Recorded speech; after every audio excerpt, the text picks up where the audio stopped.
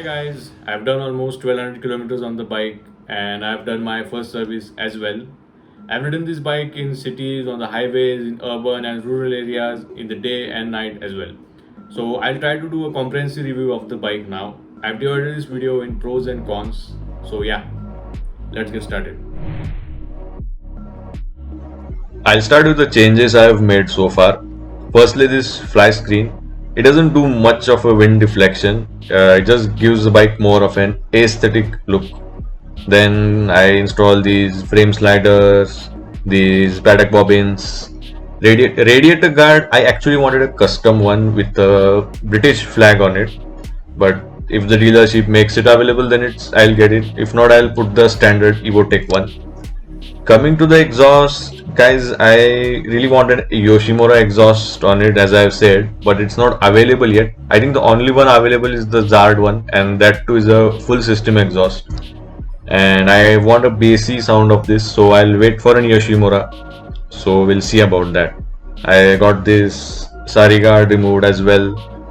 And one more thing that our Indian market gets compared to the international markets is this grab rail.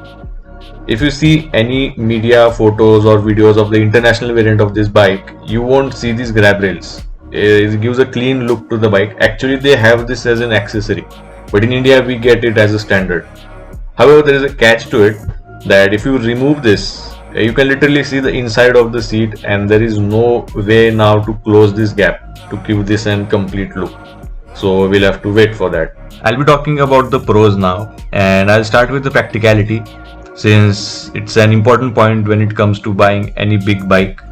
But this bike is not a big machine, it's a relatively compact bike, and the weight is also manageable, so that makes it very easy to maneuver in heavy traffic or cramped roads or any busy streets that you might get.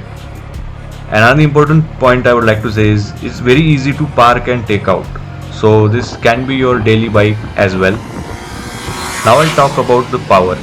See, there are very few bikes under 10 lakh rupees which make you ride like a hooligan, and this bike is not a crazy fast machine, but this is meant for the urban environment, and in that regard the Trident does not disappoint.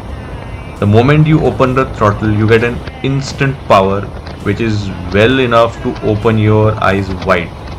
I've ridden the Ninja 650 and the Z650, which can be compared as for the price segment goes in India to this bike, and I didn't feel that eye-opening power in those bikes.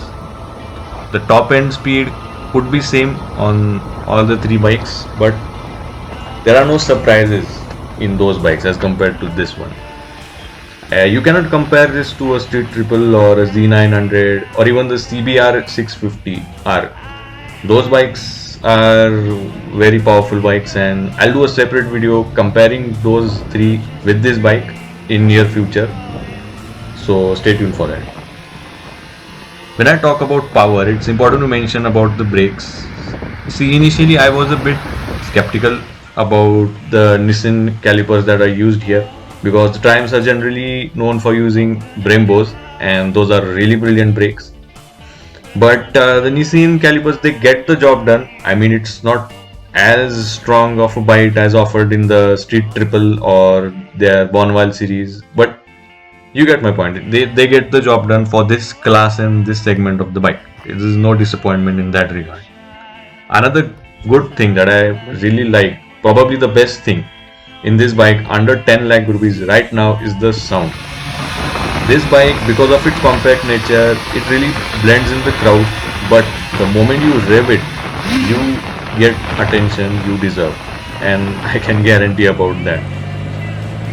Fuel economy is really good. I mean, after the surveys, the meter shows around 30 to 35 kilometer per liter, which is really hard to believe. But I think I would be getting around 25 as an average if you're riding. But if you're riding very fast, then this might get deteriorated as well.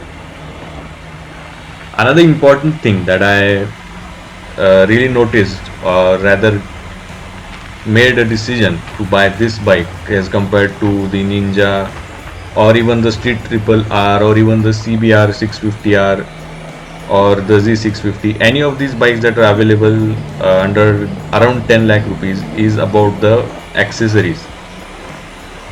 This bike has many accessories which are not available in this segment through other bikes, like the quick shifter, the Bluetooth accessories, the tire pressure monitoring system, the heated grips, and along with all this, a service cost of 6,500 rupees. Yeah, that's right. I had a service cost of 6,500 for the first service. So considering it's a Triumph and considering the other bikes and what they offer and what these bikes offer, it's really good in my opinion. Well guys, we always have two sides of the coin, so I do have some cons as well. I'll be very nitpicky and very non-specific here, so bear with me. I have three cons right now so far as 1200 kilometers go. The first is low light visibility.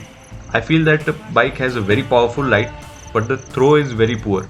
As you can see, I don't know if the camera is doing justice to this, but the throw of the light could have been better in the night time. Second is the ground clearance. See, I have said in my early impressions of the bike that the ground clearance was good, but now when I had a pillion behind me, this bike scraped almost all of the speed breakers, and since this bike is marked as a street bike, not a track bike, I feel the suspensions could have been a bit on the softer side. I don't know if they can be adjusted. I'll ask to the dealer. If they're adjustable, then I'll make it to the soft side. I felt that it was a bit hard on the suspension. Third point is about the high speed stability. See, as Uncle Ben used to say, with great power comes great responsibility. And I, being a doctor, I won't recommend faster speeds anyone, especially on the Indian roads, unless you know what you're doing. So, with that being said, this bike is not at all meant to go beyond 120 or 150. Although the bike can go around 200, I think that's the claim top speed. I'll have to check, because once you go past 120, 150, the bike doesn't feel so confident. I mean, it starts to shake a bit. I think it's because of the aerodynamic nature, or it's because of the wind blast that might come as a practical issue of this bike. But as I have ridden its competitors, the Z650, or I'd say the Ninja 650 rather, that bike has very aerodynamic design, so it can manage high speed relatively well, and you feel very confident while doing it. On my concluding remarks, I would say that what makes any superbike great, or rather, what do you need from any superbike? It should be easy to ride, should have a brand value, should have the looks, the sound, a good fuel economy, low maintenance. Well, the Trident does tick all the boxes, so I would say if you want to spend around 8.5 lakh rupees, the Trident is an incredible choice that you can use daily as well.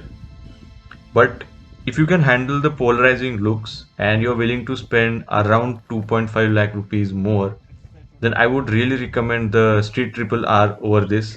That's a really good investment in the long term, and it's a much better bike. So, with that being said, that's it for today, guys. In my next video, I'll be doing a comparison with a very different perspective of the Trident to its competition. So, stay tuned for that.